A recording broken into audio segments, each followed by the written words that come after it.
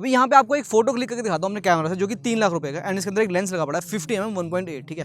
ये देखना आप, बाय डिफॉल्ट ये कुछ ऐसी फोटो खींच रहा है। अब ये सेम फोटो इस फोन से खींचते हैं, ये देखो फोकल लेंथ भी सेम है एंड सब कुछ सेम है। एंड अब आप फोटोज देखो, बाय डिफॉल्ट यहाँ पे देखो फोन की फोटो ज्यादा अच्छी लग रही है। अब ये तो चलो डे लाइट की बात थी, जहाँ पे लाइट ऑलरेडी काफी अच्छी है, वहाँ पे फोन बढ़िया काम कर लेता है। पर जैसे यहाँ पे बहुत कम लाइट है, यहाँ पे ट्राई करते हैं एक बार, एक फोटो क्लिक करते हैं कैमरा से, देखो। और अब ये सेम फोटो क्लिक करते हैं एक बार फोन से, ठीक है। तो मैं पोर्ट्रेट में आता हूँ 50mm, ये देखो भाई,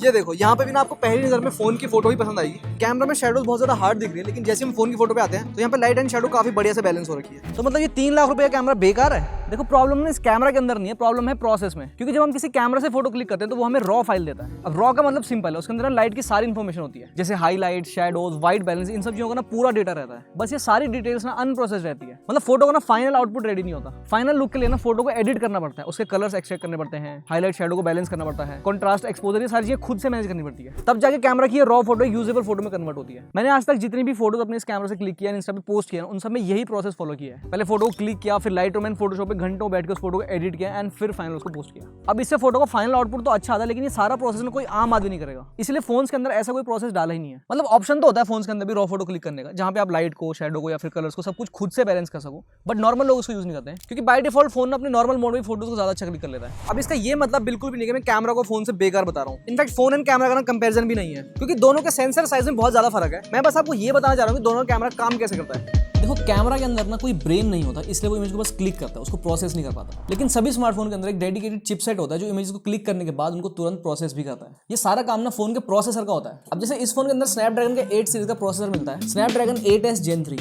अब किसी भी प्रोसेसर के अंदर ना मेनली 4 पार्ट्स होते हैं। CPU जो आपके फोन के डे टू डे टास्क को स्मूथली रन करने में हेल्प करता है। GPU फोन के अंदर जितने भी ग्राफिक इंटेंसिव काम होते हैं उनको करने में हेल्प करता है। फिर आता है NPU जिसकी हेल्प से फोन के अंदर बहुत सारे AI टूल्स काम करते हैं। एंड लास्टली ISP मतलब इमेज सिग्नल प्रोसेसर। इसका मेन काम होता है आपकी फोटो को क्लिक करने के बाद तुरंत उनको प्रोसेस करना। अब ये ISP काम इस तरीके से करता है कि आप जब फोटोज को क्लिक करते हो ना, तो आपके फोन का कैमरा सेंसर बस रॉ लाइट को कैप्चर करता है। क्लिक करने के बाद ये रॉ लाइट का डेटा ना फोन आपकी ISP के पास भेजता है एंड ISP इस डेटा को यूजेबल इमेज फॉर्मेट में कन्वर्ट करता है। इस पॉइंट पर ना ये फोटो में लाइट को एडजस्ट करता है, व्हाइट बैलेंस को करेक्ट करता है, अगर कलर कहीं पे डल है तो उसको बूस्ट करता है एंड कहीं पे अगर नॉइस बहुत ज्यादा दिख रहा है तो उसको भी कम करता है। अब ये सारे काम तो इस प्रोसेसर की ISP करती है, लेकिन इसके बाद ना NPU का काम भी आता है, जो फोटोज में AI का यूज करके उसको और ज्यादा शार्प बनाता है। जैसे पोर्ट्रेट मोड में एजेस को परफेक्टली डिटेक्ट करता है एंड इन सब प्रोसेस के बाद आपको ओवरऑल एक बढ़िया इमेज मिल जाती है। यही एक रीजन है कि फोन की ना बाय डिफॉल्ट फोटोज भी ज्यादा अच्छी लगती है एज कम्पेयर टू कैमरा की फोटोज। अब फोन के अंदर ये सारा प्रोसेस बहुत ही जल्दी होता है, मतलब 1 या 2 सेकंड में आपको पूरी इमेज फाइनल मिल जाती है। अगर आप फोटो को क्लिक करने के बाद तुरंत ही गैलरी में चले जाओ तो आपको पहले एक सिंपल सी इमेज दिखती है, लेकिन 1-2 सेकंड बाद वो इमेज बिल्कुल बढ़िया एडिट हो जाती है, उसमें कलर बूस्ट हो जाते हैं, उसमें एजेस और परफेक्ट हो जाती है, बढ़िया से बोके ऐड हो जाता है एंड फेस पे लाइट अच्छी हो जाती है। अब इस पूरे प्रोसेस की स्पीड डिपेंड करती है एक बात पे कि आपके फोन के अंदर प्रोसेसर कितना पावरफुल है। फोन ब्रांड्स का ना आजकल मेजर काम यही बच चुका है कि सारे प्रोसेस को ट्यून करना, ताकि आपको एक बढ़िया इमेज बहुत ही फास्ट स्पीड से मिल सके। एंड आई थिंक वीवो ने अपने फोन के साथ इस काम को बहुत ही सीरियस लिया है, इसीलिए वीवो के फोन से बाय डिफॉल्ट फोटो ज्यादा अच्छी आती है। इवन अगर सेम कैमरा सेंसर किसी और फोन में भी हो तब भी वीवो उस फोटो को ज्यादा अच्छे से प्रोसेस कर पाता है। और वैसे भी अब तो ये फोन स्नैपड्रैगन के साथ आ रहे हैं, तो वीवो ने यहाँ पे स्नैपड्रैगन के ISP का भी बढ़िया फायदा उठाया फोटो को प्रोसेस करने में। बेसिकली वीवो ने पास में वो हर चीज की जिससे उनके फोन का कैमरा और बेटर हो सके। जैसे उन्होंने जाइस के साथ बहुत ही बढ़िया कोलैबोरेट किया, अपने फोन के अंदर जाइस के वो ऑथेंटिक बोके मोड्स डाल दिए, फिल्टर्स डाल दिए, मतलब जाइस की पूरी जो रिसर्च थी ना उसका फायदा आपको इनके फोन के अंदर ही मिल जाता है। और पहले ये जाइस वाले फीचर्स ना अपनी बस फ्लैगशिप X सीरीज में ही देते थे, लेकिन काफी टाइम पहले इन्होंने V सीरीज के अंदर भी जाइस को इंटीग्रेट कर दिया। जाइस की वजह से वीवो के सारे फोन का कैमरा कॉम्पिटिशन से बेटर तो था ही, लेकिन अब स्नैपड्रैगन की वजह से इस फोन का ओवरऑल यूजर एक्सपीरियंस भी इंप्रूव हो जाएगा। अब ये तो देखो V70 Elite था, लेकिन वीवो ने एक V70 भी लॉन्च किया साथ में ही। इसके अंदर भी स्नैपड्रैगन का ही प्रोसेसर है, स्नैपड्रैगन 7 Gen 4।